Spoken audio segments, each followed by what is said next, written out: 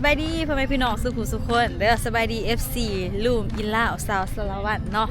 อุ้ยยังเก่าผมอยู่ฮากามาตั้งแต่เขาเอิ้นว่าหอพิพิธภัณฑ์ศิลปะลาวเด้อแต่มื้อนี้พอดีมันไก่กันกับฐานหลวงแล้วค่ะทุกคนมาเบิ่งบรรยากาศอยู่ฐานหลวงพาเขามาส้มเมืองหลวงโอ้รู้สึกว่าบ่ได้มาฐานหลวงส่วงแบบธรรมดาจังซี่นะเฮิงแฮกปกติอุ้ยเอาปกติสหองสิมาถาดหลวงนี่เฉพาะแต่สวงบุญนมัสการพระธาตุหลวงเวียงจันทน์ปีละเทื่อเท่านั้นเองกับยามได้มี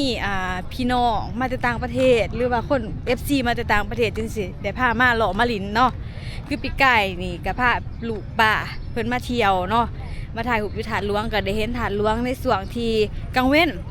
ที่แบบว่าบ่แม่นเทศกาลแต่ว่ามื้อนี้บ่แม่นเทศกาลได้ทุกคนแต่ว่าเขาจะก็มาออกกำลังกายเนาะประชาชนชาวเวียงจันทน์นะ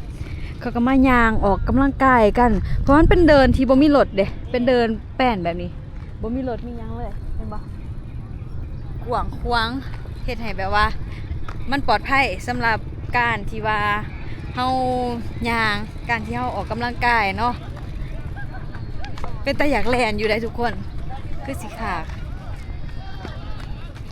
เบิ่งไม่เข้าแลนเห็นบ่แล้วยังมีเขาจะมาทั่วอยู่เนาะนี่เด้รถทั่วมาลงมื้อนี้ซะหองมีหยังสิเซอร์ไพรส์ทุกคนถ้าคลิปนี่บอกได้เลยว่ามีแต่แนวเซอร์ไพรส์ตลอดเลยบางอย่างนี่มาดามบ้านหน้าเพิ่นเห็นเฮาอยู่หอพิพิธภัณฑ์ทุกคนก็เลยคอมเมนต์มาเฮาก็เลยโทรหาเอ้าแม่เจ้าบ่ก็เลยว่าแม่นหั่นแหละนางเพิ่นว่าคันแม่นเลยสิไปไสนี่เฮาก็กำลังอยู่ถาดหลวงพอดีเนาะสิไปถาดหลวงพี่แหละนะเอาเขาก็สิมาถาดหลวงมาเดินถาดหลวงเพราะว่านัดกันนำพวกตะเพิงพวกอาก้อยหั่นเด้แล้วเขาจะว่าเขาสิมาหนีแล้วถ้าน้อยแน่มื้ออื่นก็สิเมื่อก็เลยว่าพากันมานัดลิ้นอีกรอบนึงก่อนสิกลับเนาะแต่ว่าเฮาย่างมาหามาดามก่อนจักบาทจักใดทักทายสบายดีกับเพิ่นก่อนเพราะว่าบ่ได้เจอเพิ่นโดนแห้งเลยเป็นปีแล้วบ่จักเดี๋ยวสิมาถามก็เพิ่นส่วนไปเที่ยวญี่ปุ่นเดือน4สีมาท่วงก่อนมาท่วงออกคลิปเลยเดี๋ยวมาดามเดี๋ยวพามาเบิ่งบรรยากาศอันนี้เป็นวัดถาดหลวงพี่เนาะงามบ่บรรยากาศยามแรงงามๆเนาะเสน่ห์ของเมืองลาวทุกคนงามทุกหม่องทุกบอนเพราะว่าทุกบอนมันสิมีเอกลักษณ์ความเป็นลาวมีวัฒนธรรมมีจุดที่ให้ฮู้ว่าอู้นี่แม่นเมืองลาวหยังหั่นนะจักเพิ่นอยู่ไสล่ะเด้อบ่ฮู้แนมบ่ทันได้เห็นอยู่นี่ก็สิมีหลากหลายกิจกรรมทุกคนบ่ว่าสิเป็นปล่อยนกมาไต่ถูกกราบไหว้บูชาพระธาตุหลวงแล้วก็ยามแรงๆจังซี่เขาจะมาออกกำลังกายเนาะปั่นรถถีบก็ได้อยู่นี่นะแล้วก็เขาจะมาขี่รถจักรหรอแต่ว่ามันก็ค่อนข้างจะบ่เซฟตี้ต่อคนย่างปานใดเนาะแล้วก็มีคนแล่นคนเขาจะมาออกกำลังกายมาแล่นหลายๆเอาจักคนอยู่ไสล่ะเด้อย่างน้ำก่อนเมื่อยแล้วได้นี่อุ้ยสวยงามแท้พี่น้องเดินวัดงามเนาะเฮามากราบไหว้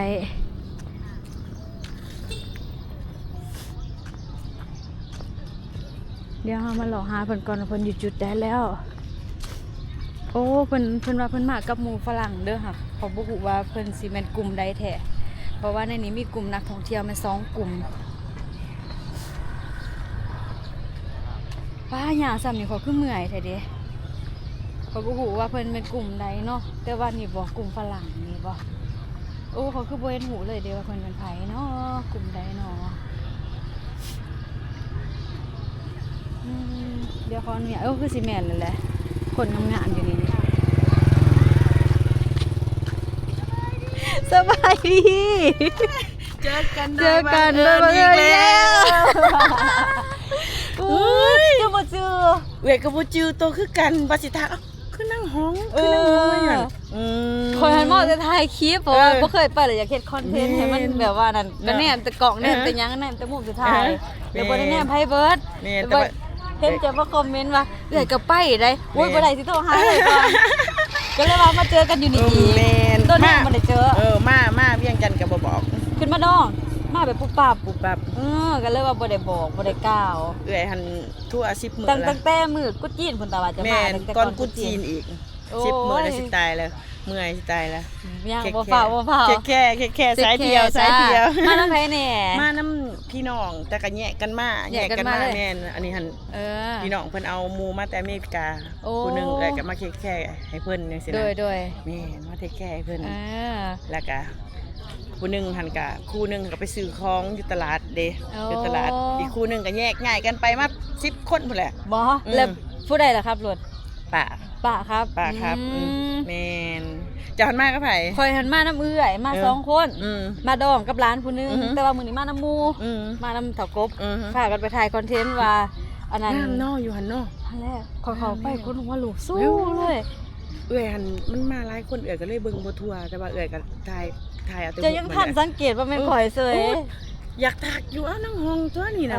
บ่ถือคนยันมันบ่แม่นน่ะคือจังว่าชี้บ่เว้าเวียงคือจังว่าก็เลยว่าคือสิบ่แม่นคือสิบ่มานี่ดอกสิมายังฮอดนี่เนาะบ่จื้อกันแบบว่าต่างคนต่างใส่สุดลาวเด้โตก็บ่จื้อเอื้อยก็บ่จื้อต่างเอาเครื่องไปขายถ่ายสุดอยู่ห้างก็เลยก็เลยเอาไปถ่ายแบบงามเลยพอดีมีผู้นึงละมาแต่ไทยคนไทยผู้นั้นเขาไปถ่ายน้ำเราจะเห็นบ่ผู้แสดงค่ะเรามาเมื่อคืนนี้ไปรูปท็อปอยู่อันนั้นเอลิเฟนบาร์นะแล้วก็ขอยทันไปทักเพิ่นว่าพี่นัทชาเป็นบ่ขอย FC เพิ่นแม่นเพิ่นว่าขอยก็เลยว่ามื้ออื่นเจ้ามีไปไสบ่เพิ่นก็ว่าบ่ได้ไปจะมีหม่องสอนขอยไปบ่ล่ะว่าไปฮอพิพิธภัณฑ์ไปถ่ายคอนเทนต์นำกันข่อยบ่ทันเคยเห็นแล้วก็คิดว่าจะเป็นคนไทยเจ้าก็อาจสิแบบสิมากแล้วก็สิตื่นเต้นคือข่อยแล้วก็โอเคค่ะสันเจอกันไปหอดจังหวัดเราหันเมื่อก่อนเราฝ่าเราบิน4 โมงแล้วก็เมื่อก่อนแล้วก็เรือข่อยกับเขาก็ขยันนั่งยืนเบิกกระบาอยู่หนาแล้วคุณอยู่เนาะเราเป็นคนเราค่อนข้างจะคนหูจักลายคุณนะคะแม่เบิกกระบาอยู่เราเห็นตัวนั้นเนาะแม่วันนี้มื้อแรงสิไปใช้มื้อแรงนี่จังว่าเอื้อยก็ยังบ่ทันมีแพลน